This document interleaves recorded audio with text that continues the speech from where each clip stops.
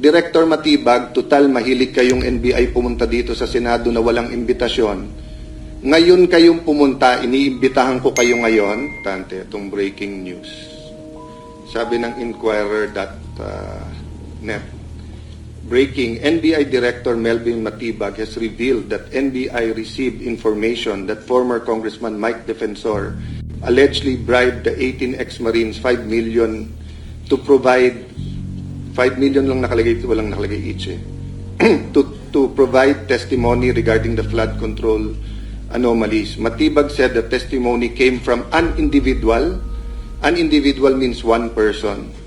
Kasi kung hindi, individuals dapat unless it's grammar. With a direct relationship to one of the supposed 18 Marines.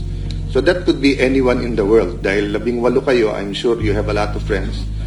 Pinangalanan si dating Congressman Mike Defensor na siya yung nag-offer ng halaga noong 5 million para maging testigo nga at lumabas mag-press con, Matibag said. He added that the NBI has already issued a subpoena to Defensor to shed light on the allegations. I will not interrupt you now, Mr. Chairman. Mamaya, nandito na rin naman si ex-Congressman Defensor. It's time for him once again to use his last name and defend himself. Having said that, may I invite with the permission of the Chairman, Director Matibag, total mahilig kayong NBI pumunta dito sa Senado na walang imbitasyon. Ngayon kayong pumunta, iniimbitahan ko kayo ngayon kasi kung yung impormasyon mo ay hindi verified, hindi naman marites ang pangalan mo. Ngayon, kung verified yung iyong impormasyon, ibig sabihin bilang investigador no, NBI, ibig sabihin you have reasonable ground to believe na yung nagsabi sa iyo ay totoo.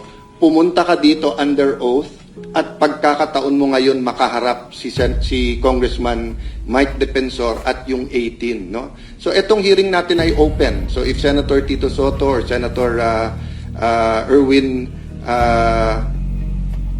Tulfo, ika nga ni Rafi Tulfo, kung ikaw ay matapang, pumunta ka dito.